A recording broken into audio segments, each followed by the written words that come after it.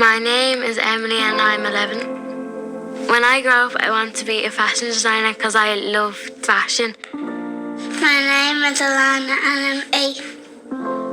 When I grow up, I want to be a hairstyler and a makeup styler. I'm Blaine, 9 years old. When I grow up, I want to be a Lego set designer.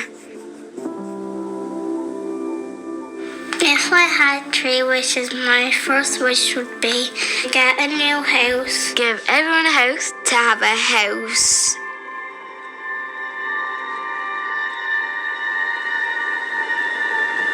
I was working part-time, so 25 hours a week. We lived in Crumlin for just over 2.5 years. I was renting an apartment for 9 years. Everything was safe. Everyone kind of looked out for each other. And then the landlord just wanted to sell. For that kind of first couple of days, I was panicking. I was looking and looking and looking. The rental market had gone through the roof. I just couldn't afford anything on the rental market. There was no way I could afford it. So we became homeless. On the Monday morning, I went down to the homeless unit. All the homeless sector done was hand me a piece of paper with 2 phone numbers. One to self-accommodate, Which is, they give you a phone number and you have to ring all the hotels and B&Bs to try and get accommodation for the evening. I had just started a new job and you'd have to go into Parkgate Street and into the corporation and into all these places, and I ended up having to leave the job.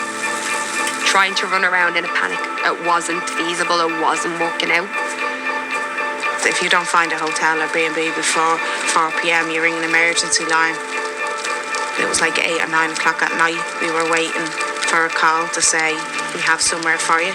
So we were kind of just hanging around, walking around, waiting for a phone call. We had 2 suitcases and then I had my son's buggy, so it was a nightmare. Lots of hotel and B&Bs will just turn away families, myself included. This part was demoralising. I had worked my whole life. I had done everything possible to get ahead, but I kept falling behind. It was just a massive poverty trap. No matter what I'd done, it wasn't good enough. I felt like that I wasn't able to provide for my kids. I felt like it was all my fault. Like I blamed myself, saying like I'm their mother and I can't keep a roof over their heads. I just felt powerless and worthless and there was nothing I could do. Just your mind racing, all these thoughts going through your head, panicking about how my son was going to feel, what way it was going to affect him. So they had rang me about 8 p.m. saying they got me a women's kind of shelter, and I just thought, I can't do this. It was only 2 days like that and it felt like months. So the next day I just kept ringing and ringing and ringing. I just got through to the hotel that I'm in now, and just by chance a family had only moved out. One charity, they told me that if Parkgate Street didn't give me somewhere for the weekend, they'd pay for a hotel. So I had to go down to Parkgate Street, and they said that this hub was going to be the best thing ever. It was going to be great and much better than hotels. I actually presented myself and Emily to one hotel because I wanted them to see that we were real people. We just are in a tough spot at that time. When I did that, I actually secured us accommodation. So I live in a hotel. It's really fancy inside, and there's a restaurant and a breakfast place. I play with my dolls and I do colouring and I read books. It's like a hotel, but like the rooms are a lot smaller and all. And then there's like kitchens and laundry rooms, and then a load of other people living on the same floor as well. You get bunk beds. I'm on the top bunk and my ma's on the bottom bunk.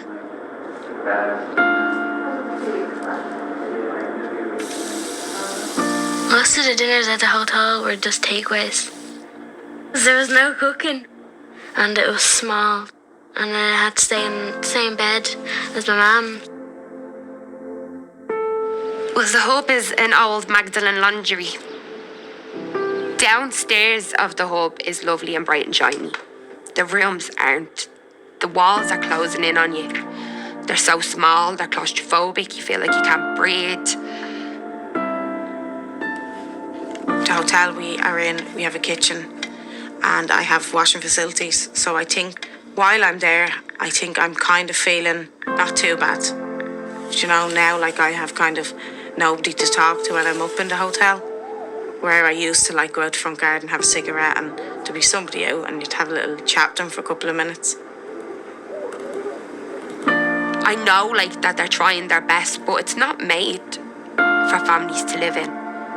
I know it's not a prison, but sometimes you feel like you've done something wrong or you're looked down on. You can feel yourself becoming institutionalised. You know, if they're playing and they're getting a bit hyper, I'm constantly telling them to shut up and be quiet because on the rules they tell you like keep the noise down, keep this, keep that. The worst thing for me though was Emily constantly asking, how much longer are we going to be here? How much longer? How much longer? How much longer? My daughter's asking her friends to sleep over and I obviously have to say, well, they can't. We're just not allowed visitors. There's nobody his age in the hub. He's nobody to play with. He's around adult conversations too much. People in the hub would have a lot of their own issues and then all living on top of each other. It can become explosive. It can be a lot of fights, a lot of language, things that shouldn't be going on around kids.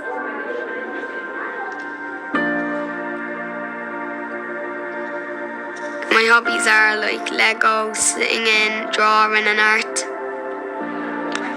It annoys me like tiptoeing around because like, if I wanted to like sing or dance, people would come out and start screaming saying you're being too loud. It's super annoying, have to follow all the rules, do everything that like they tell you. So I don't really know why I'm out there. In the hotel, we usually just went to school and then came home and then did homework. That's all we did. Because I knew I wasn't going to make friends there. Because it was a hotel. Just me and my mum all the time. Well, my best friend is Holly. And we used to always play with each other, but I don't really see her that much. Didn't know whether it was allowed. For that, I had been homeless before. I lived on the streets when I was 13. One of them kids that fell through the cracks. So I've kind of experienced it from both sides. Growing up after being homeless, I would have had a lot of mental health issues. When I was 23, I had my son. It was the first kind of unconditional love in my life. I learned to tackle my mental health issues then. To become homeless again, it just kind of like comes flooding back. The anxiety, the depression, the thoughts. I never thought I'd like my child would end up in that position, and I know he's not in the same position, but I'm watching him change. That's what gets to me. It's like, is he going to be my age still dealing with mental health issues? Anxiety is something that all children in homeless accommodation have and suffer from. Every single one of them. You constantly live in fight or flight mode. Constantly anxious. You're constantly worrying. What's going to happen tomorrow? How much longer is it going to be? Will we be here tomorrow?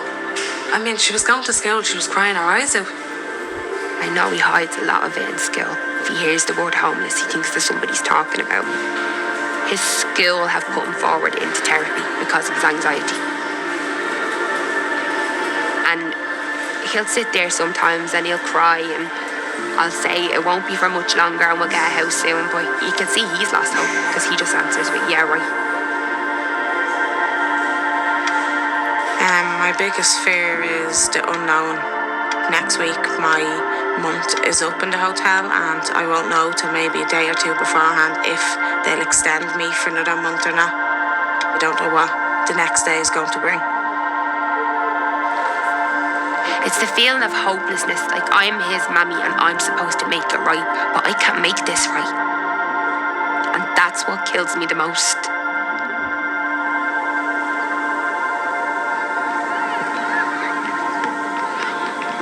It'll be a sad world if our children, our next generation, behave how this government are behaving, because this government have and are treating them as though they are invisible, as though they don't matter, when they do matter.